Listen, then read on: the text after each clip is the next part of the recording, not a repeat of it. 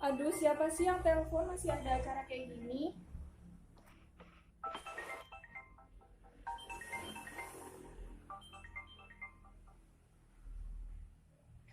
Halo, Assalamualaikum. Ini dengan Ibu RT, apa ada yang bisa dibantu? Waalaikumsalam, saya Enda Bu, dari Puskesmas Sleman. Maaf ya Bu mengganggu waktunya. Oh, Mbak Endah. Ada apa, Mbak? Tapi jangan lama-lama ya, Mbak. Soalnya saya masih ada acara ini dengan warga di sini. Bagaimana? Kebetulan Bu, saya dan rekan-rekan saya mau mengadakan penyuluhan tentang kesehatan lansia di posyandu lansia Bu, biar posyandunya juga terpakai dan juga masih banyak warga yang kurang paham akan kesehatan dirinya dan juga perubahan tentang dirinya, um, terkait usia dan kesehatannya Bu. Bagaimana Bu kalau bisa Ibu beritahukan kepada warga agar berkumpul pada hari Minggu pukul 9 ya Bu. Dan jangan lupa Bu, khususnya untuk warga lansia ya Bu ya. Wah, ide yang bagus itu, Mbak. Kebetulan warga desa sini itu masih banyak yang bertanya-tanya. Apa sih kok ada posyandu lansia? Mereka masih pada bingung. Kalau begitu, ini untuk para lansia ya, Mbak? Oke, nanti saya akan mengkoordinasikan. Pokoknya beres deh. Ya sudah, kalau begitu saya lanjut dulu ya, Mbak. Assalamualaikum. Terima kasih loh Bu. Waalaikumsalam Bu. Iya, sama-sama.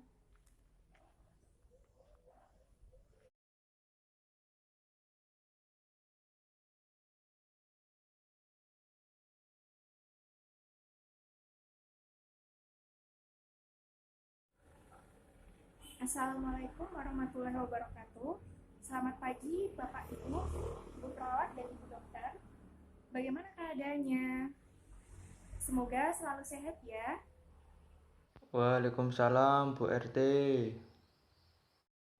Waalaikumsalam Bu RT, baik. Waalaikumsalam Bu.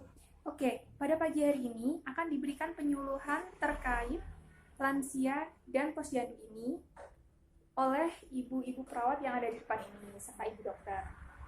Nanti mohon diperhatikan baik-baik ya. Jika ya ada yang ingin ditanyakan, saya persilahkan. Mungkin hanya itu saja. Waktu dan tempat saya persilahkan Mbak Endah. Baik Pak, apa itu posyandu lansia? Jadi posyandu lansia adalah pos pelayanan terpadu untuk lansia untuk mendapatkan layanan kesehatan ya. Lalu apa itu tujuan posyandu lansia? Tujuannya untuk meningkatkan kesejahteraan lansia yang mandiri, kemudian memudahkan lansia untuk mendapatkan pelayanan kesehatan, meningkatkan kualitas pelayanan kesehatan lansia dalam peningkatan dan pencegahan serta pengobatan dan pemulihan, serta agar lansia aktif melakukan kegiatan dengan kualitas yang baik dan secara berkesinambungan ya. Kemudian apa pelayanan kesehatan jiwa pada lansia yang ada di posyandu? Itu meliputi pendidikan psikologis atau yang berhubungan dengan mental lansia dan adanya latihan teknik relaksasi. Jadi permasalahan kesehatan jiwa lansia dapat ditangani sedini mungkin. Kita lanjut ya Pak Bu. Selanjutnya perawat Betty akan menjelaskan apa saja yang mempengaruhi kesehatan jiwa lansia, ciri-ciri lansia dengan masalah kesehatan, dan juga perawat Betty akan memberikan contoh masalah kesehatan yang terjadi pada lansia. Silahkan perawat Betty. Baik, terima kasih Mbak Endah. Saya perawat Betty. Di sini saya akan menjelaskan apa saja faktornya ya. Yang pertama itu adanya penurunan kondisi fisik, lalu penurunan fungsi dan potensi seksual, lalu perubahan psikososial dan perubahan yang berkaitan dengan pekerjaan seperti itu. Lalu ciri-cirinya itu bagaimana sih? Nah, ciri-cirinya meliputi fungsi tubuh akan terbatas karena bertambahnya usia, itu yang pertama.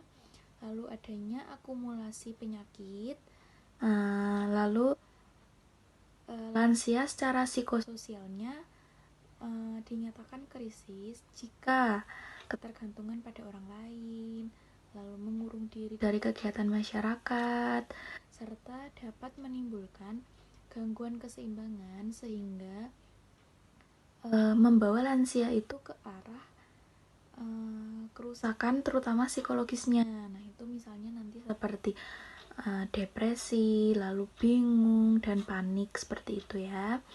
Nah, yang telah saya sebutkan tadi merupakan contoh dari masalah yang dialami oleh lansia terhadap kesehatan jiwanya. Nah, lalu apa saja sih yang harus dilakukan untuk mengatasi masalah tersebut? Bisa dengan dilakukannya istirahat dan tidur yang cukup ya. Jadi kita menentukan kualitasnya seperti itu. Bagaimana sih caranya? Nanti akan dijelaskan oleh rekan saya yaitu Perawat Meta. Saya persilahkan. Ya, di sini saya akan menjelaskan dari depresi. Depresi itu adalah kesedihan atau ketidakbahagiaan. Baik Bu, kita fokus terhadap dalam penanganannya Bu adalah dengan istirahat atau tidur dan kualitas tidurnya. Istirahat adalah suatu kebutuhan dasar mutlak manusia yang harus dipenuhi untuk menjadikan tubuh rileks, tenang, tanpa ada tekanan emosi. Kemudian, untuk kualitas tidurnya adalah di mana tidur dapat menghasilkan kebugaran atau kesegaran dan puas terhadap tidurnya.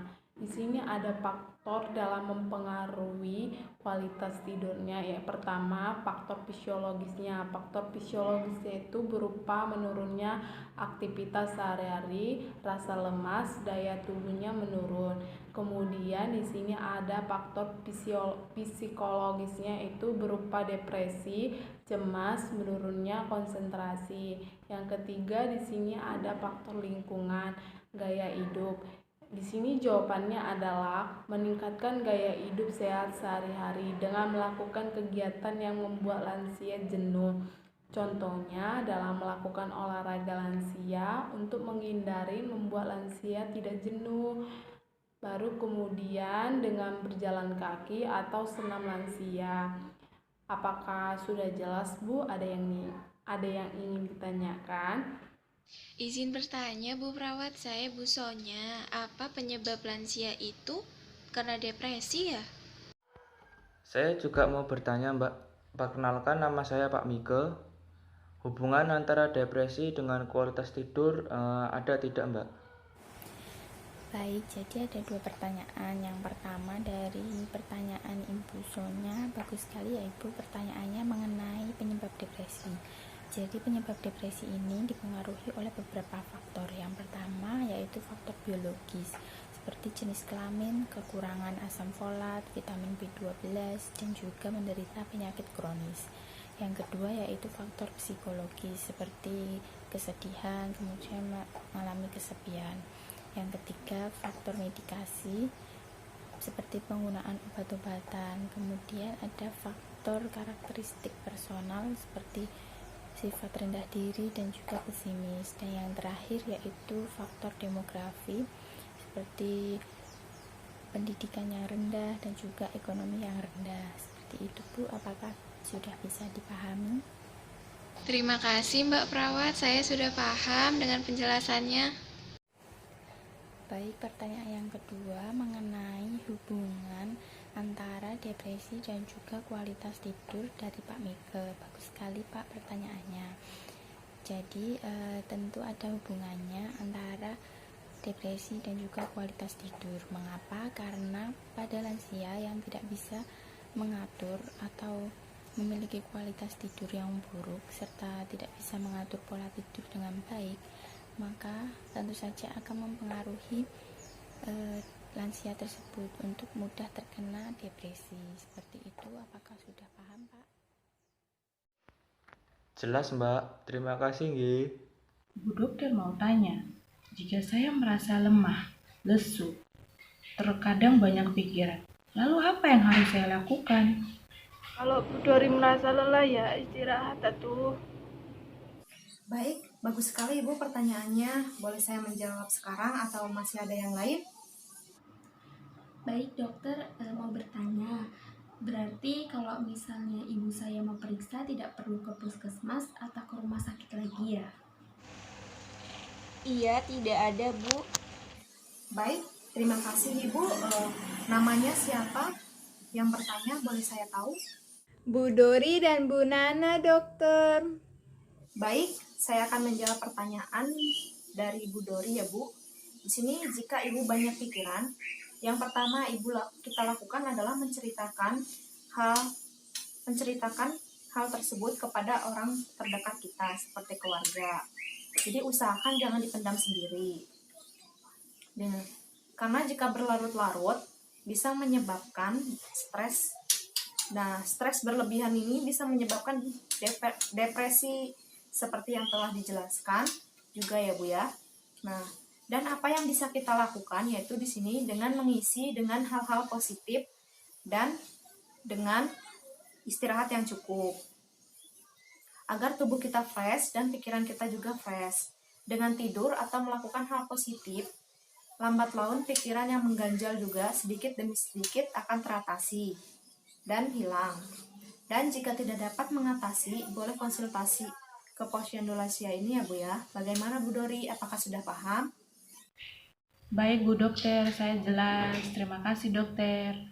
Baik, selanjutnya saya akan menjawab pertanyaan dari Mbak Nana ya Mbak. Benar, bisa dilakukan di sini ya Mbak. Namun jika memang harus dirujuk, pasti disarankan oleh perawat di sini. Itu untuk menuju puskesmas atau langsung ke rumah sakit. Jadi selagi masih bisa diatasi di sini, pasti akan kita bantu. Begitu ya Mbak Nana. Baik dokter, terima kasih. Baik, sekian penyuluhan pada hari ini.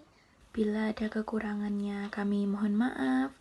Lalu selanjutnya nanti akan kami bagikan leaflet untuk dibaca-baca di rumah.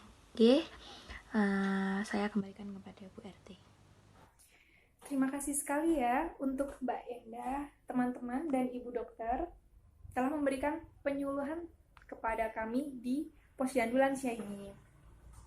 Dan sudah pada jelas semua kan Bapak Ibu-Ibu? Partisipasinya sangat baik sekali ya, saya ucapkan terima kasih. Dan ingat, pesan saya, posyandu lansia ini digunakan untuk melayani Bapak Ibu yang ada di sini, khususnya para lansia untuk mengetahui kesehatannya ya. Dan jadi jangan sungkan-sungkan untuk datang ke posyandu ini. Mungkin begitu saja dari saya. Kurang lebihnya saya, Ibu Prau dan Ibu Dokter mohon maaf yang sebesar-besarnya. Akhir kata, wassalamualaikum warahmatullahi wabarakatuh.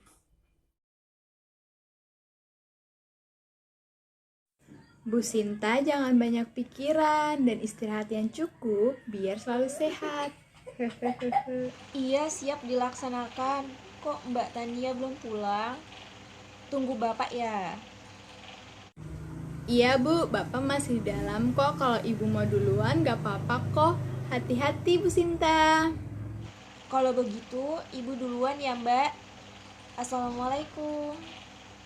Waalaikumsalam Bu.